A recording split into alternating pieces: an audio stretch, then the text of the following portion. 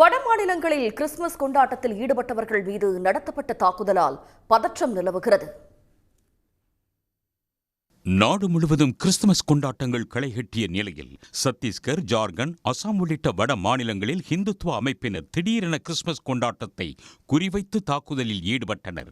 பாஜக ஆளும் சத்தீஸ்கரின் காங்கர் மாவட்டத்தில் மதமாற்றத்தை கண்டித்து இந்து அமைப்புகள் புதன்கிழமை பந்துக்கு அழைப்பு விடுத்திருந்தன.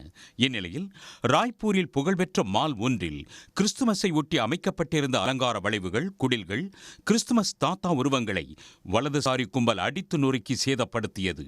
அங்கிருந்தவர்களிடம் எந்த மதத்தைச் சேர்ந்தவர்கள் என கேட்டவாறு முன்னேறிய அந்த கும்பல் தாங்கள் கொண்டு வந்த இரும்பு கம்பி, ஹாக்கி ஸ்டிக் உள்ளிட்டவற்றால் குடில்கள் உள்ளிட்டவற்றை அடித்து சேதப்படுத்தியதால் பரபரப்பு ஏற்பட்டது.